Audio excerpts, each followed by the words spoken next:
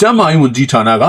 e-secret နဲ့ web များကိုစတင်ပိတ်ပင်လိုက်တော့လေစစ်တပ်အနွယ်ဝင်များဖွင့်လှစ်ထားသော club bar နဲ့ KTV များတွင်ဆက်လက်သုံးစွဲခွင့်ပြုထားပြီးမူရစေဝါများပါလိုသလောက်ရနေကြောင်းသိရှိရပါတယ်မြန်မာနိုင်ငံတွင် web နဲ့ e-secret များကိုအရေးကြီးကုန်စည်ဖြစ်သတ်မှတ်ကာတင်းကျပ်စွာပိတ်ပင်လိုက်တော့လေလက်တွေ့မြေပြင်တွင်စစ်တပ်အတိုင်းဝိုင်းကဖွင့်လှစ်ထားသောအပန်းဖြေနေရာများတွင်မူ web နဲ့ e-secret များသာမကမူရစေဝါများကိုပါအကာအကွယ်ပြည့်ဖြင့်ဆက်လက်ရောင်းချနေဆဲဖြစ်ကြောင်းစုံစမ်းသိရှိရပါတယ်စစ်တပ်လက်အောက်ခံကျန်းမာရေးဝန်ကြီးဌာနက2026ခုနှစ် February 12ရက်ရက်စွဲပါအမိန့်အမှတ်2/2016ဖြင့် web ကိုအရေးကြီးကုန်စည်ဖြစ်သတ်မှတ်ခဲ့ပြီး February 18ရက်မှစတင်၍ချက်ချင်းလက်ညှိတားမြစ်ပိတ်ပင်ခဲ့ပါတယ်။တို့ရာတွင်ရန်ကုန်နဲ့မန္တလေးမြို့ကြီးများရှိစစ်တပ်အတိုင်းဝိုင်းနဲ့ဆက်နွယ်နေသူများပိုင်ဆိုင်သည့်နာမည်ကြီးကလပ်များဖြစ်သော Transporter, Arena, Pioneer နဲ့အချို့သော KTV များတွင်ကျန်းမာရေးဝန်ကြီးဌာနကတားမြစ်ထားသည့် web များသာမကပဲ Happy Water, K, Ketamine, Ecstasy စသည့်မူရစေဝါများကိုပါပေါ်ပေါ်တင်တင်ဖြန့်ဖြူးရောင်းချသုံးစွဲနေကြောင်းသိရှိရပါတယ်။ web ကတော့သူတို့ပိတ်ပင်နေတာပြောတာပါ။ club တွေ bar တွေနဲ့ KTV တွေမှာအခုထက်ထိရနေပါတယ်။ဥပမာ Transporter, Arena, Pioneer မှာဆိုရင် web တင်မဟုတ်ဘူး။မူရစေဝါတွေဖြစ်တဲ့ Happy Water, Ketamine, Ecstasy အကုန်ရတယ်။အဲ့ဒါတွေကစစ်တပ်တိုင်းဝိုင်းကလူတွေနဲ့ပတ်သက်တဲ့နေရာတွေဆိုတော့ဘယ်ရဲမှလည်းမဖမ်းဘူးစစ်လည်းမစစ်ဘူး24နာရီကဲနေကြတာဟုရန်ကုန်မြို့မှာစီးပွားရေးသမားတူကရှင်းပြပါတယ်။ငွေစေဝါနဲ့ဗက်များရရှိနေသော club နဲ့ bar, KTV များတို့အများဆုံးလာရောက်ကြသူများတွင်ငွေကြေးချမ်းသာသောအတိုင်းဝိုင်းများမှလူငယ်များနဲ့စစ်တပ်အတိုင်းဝိုင်းများဆက်ဆက်လူငယ်များဖြစ်ကြောင်းထို့ကြောင့်တပ်အတိုင်းဝိုင်းကဖွင့်လှစ်ထားသောဗန်းဖြေနေရာများတွင်တပ်နဲ့ဆက်နွယ်နေသောလူငယ်များလာရောက်ပျော်ပါမှုရစေဝါသုံးစွဲနေကြခြင်းဖြစ်၍မြည်သည့်ရဲနဲ့စစ်တပ်ကမှဖမ်းဆီးခြင်းမပြုနိုင်ကြောင်းသိရှိရပါတယ်။ပုံမှန်ဆိုရင်တော့အပြင်ကလုံငန်းရှင်ဆိုရင်နေမြေတက်နယ်မှုနဲ့ရဲတွေကိုလိုင်းကြီးပေးဖွင့်ရတာအခုရန်ကုန်မှာရှိတဲ့ club နဲ့ bar တော်များများကတပ်အတိုင်းဝိုင်းနဲ့အချိတ်ဆက်လုပ်ထားကြတော့လိုင်းကြီးရဲကြီးဆိုတာထက်သူတို့ပိုင်ဆိုင်တဲ့လူကြီးကိုတွားပြီးကာထားကြတာဟုရန်ကုန်မှာ DJ ဂီတဝါသနာရှင်လူငယ်တူကပြောဆိုပါတယ်။ကျမ်းမာရေးဝန်ကြီးဌာန၏ထုတ်ပြန်ချက်အရelectronic အငွေ့ရှုဆက် web နဲ့ဆက်ဆက်ပစ္စည်းများကိုမြည်သူမဆိုတင်သွင်းခြင်းရောင်းဝယ်ခြင်းလက်ဝယ်ထားရှိခြင်းနဲ့အသုံးပြုခြင်းပြုလုပ်ပါကမရှိမဖြစ်ထောက်ပံ့ရေးပစ္စည်းနဲ့ဝန်ဆောင်မှုဥပဒေ2012အရအရေးယူခံရမည်ဖြစ်ကြောင်းထောင်ဒဏ်အနည်းဆုံး6လမှအများဆုံး3နှစ်အထိ၎င်းငွေဒဏ်အများဆုံးကျပ်9သိန်းအထိ၎င်းဒါ2ရက်စလုံးကိုတော့၎င်းချမှတ်နိုင်ကြောင်းသိရှိရပါတယ်။ e-secret for web ဒီစလစ်ကဲသို့ပင်အဆုတ်ကိုထိခိုက်စေုံသားမကကင်ဆာရောဂါမျိုးမျိုးဖြစ်နိုင်ခြေများပြီးနီကိုတင်နီကယ်တန်ဖြူနဲ့ခဲသားစသည့်အန်တီရရှိသောဓာတုပစ္စည်းများပါဝင်ကြောင်းကျန်းမာရေးဝန်ကြီးဌာနကထုတ်ပြန်ထားပါတယ်။ WHO စစ်တမ်းအရလည်းကမ္ဘာတဝန်းတွင်ကလေးငယ်များ၏ဝက်အသုံးပြုမှုမှာလူကြီးများထက်6ဆခန့်အထိပုံမှန်မြင့်မားနေကြောင်းသိရှိရပါတယ်။သို့သောလက်တွေ့တွင်ကျန်းမာရေးဝန်ကြီးဌာန၏တားမြစ်မိန့်သည်တာမန်အရသားများပိုင်ဆိုင်သောဆိုင်နဲ့ KTV များကိုသာပြစ်မှတ်ထားနေပြီးမူရစေဝါအဓိကဖြန့်ဖြူးရနေရဖြစ်သည့်စစ်တပ်အတိုင်းဝိုင်းနဲ့ဆက်နွယ်နေသောဖြိုပြေးနေရာများမှာလွတ်လပ်စွာပင်ဆက်လက်လုပ်ငန်းလဲပတ်နေကြောင်းသိရှိရပါတယ်။မြစ်ကြီးနားလေဆိပ်ကခီးတဲ့တွင်လေရင်ကို KIA တိုက်ခိုက်ခြင်းမဟုတ်ကြောင်းပြောပါတယ်။ပြည်သူလူထုနဲ့ပတ်သက်တဲ့အိုးအိမ်တွေကားတွေပစ္စည်းတွေတင်မောတွေလေရင်တွေကိုတိုက်ခိုက်တဲ့ policy KIA မှာမရှိကြောင်းဗိုလ်မှူးကြီးနော်ဘူးကပြောပါတယ်။မြစ်ကြီးနားလေဆိပ်ကခီးတဲ့တင်လေရင်ကိုကချင်လွတ်လပ်ရေးတပ်မတော် KIA ကတိုက်ခိုက်ခြင်းမရှိပဲအများပြည်သူနဲ့ပတ်သက်တဲ့နေရာတွေကိုတိုက်ခိုက်တဲ့မူဝါဒ KIA မှာမရှိကြောင်း KIO KIA သတင်းနဲ့ပြန်ကြားတာဝန်ခံဗိုလ်မှူးကြီးနော်ဘူးကပြောကြားလိုက်ပါတယ်။ February 20ရက်ည8:00နာရီကျော်မှာမြစ်ကြီးနားလေဆိပ်ရှိခီးတဲ့တင်လေရင်ကို KIA ကအသေးခံ drone ဖြင့်တိုက်ခိုက်ခဲ့တဲ့ဖြင့်လေရင်ထိခိုက်ပျက်စီးခဲ့တယ်လို့စစ်ကောင်စီကဆွဆွဲထုတ်ပြန်ခဲ့တာဖြစ်ပါတယ်။အာဏာသိမ်းစစ်တပ်က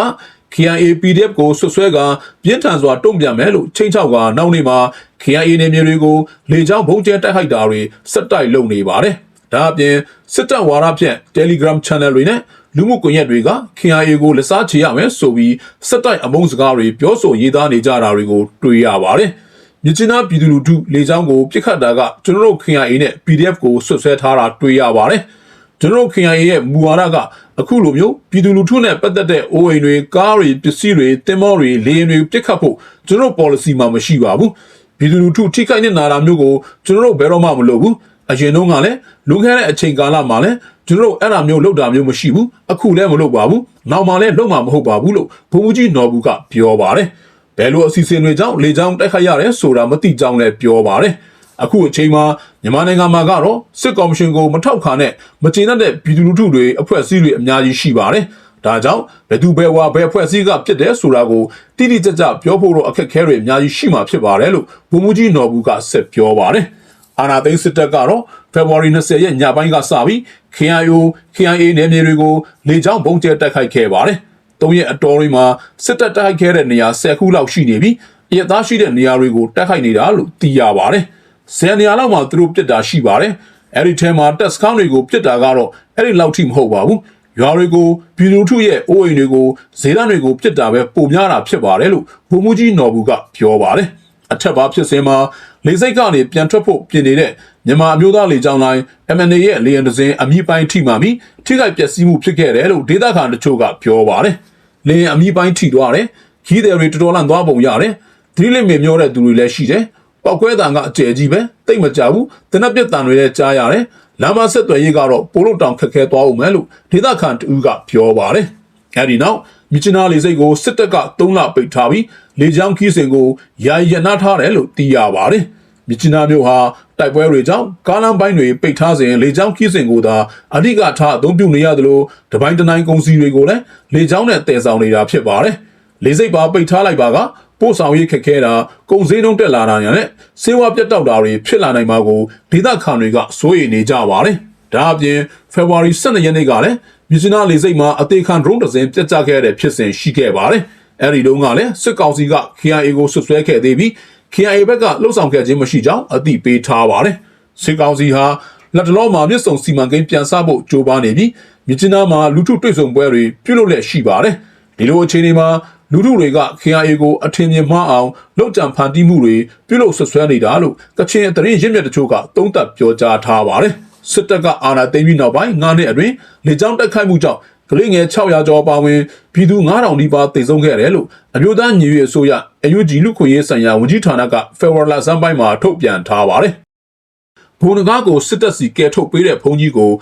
ပလဲပါလာဖထိန်းသိမ်းထားကြောင်းသိရှိရပါတယ်။စစ်တပ်နဲ့ပူးပေါင်းသောတဲ့ဘုံတကားကိုစစ်တပ်800စီပို့ဆောင်ပေးခဲ့ပြီး BNR ရဲ့ဖွဲ့ပိုင်ပစ္စည်းတွေကိုလက်ခံထားတဲ့ပလဲမြုံနယ်ကန်ကြီးရွာကဒက္ခိနာယုံရွှေချင်းကျောင်းတိုက်ဆရာတော်ကိုပလဲမြုံနယ်ပြည်သူ့လုံခြုံရေးဖွဲ့ပါလာဖကခေါ်ယူထိန်းသိမ်းထားတယ်လို့သတင်းရရှိပါတယ်။ဖေဖော်ဝါရီ18ရက်ညနေမှာစစ်ကောင်စီစ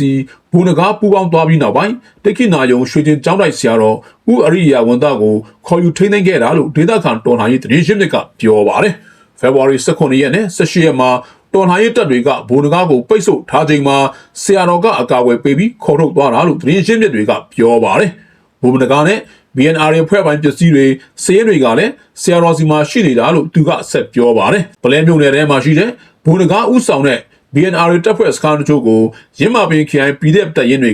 ကဖေဖော်ဝါရီ19ရက်မနေ့ပိုင်းမှာစီးနှင်းခဲ့ပြီးတိုက်ပွဲဖြစ်ပွားခဲ့ပါတယ်။ဖေဖော်ဝါရီ18ရက်မှာဘုံတကားကိုစစ်တပ်ကရဟရင်နဲ့ခေါ်ထုတ်သွားခဲ့တာဖြစ်ပါတယ်။ဒေသခံတူက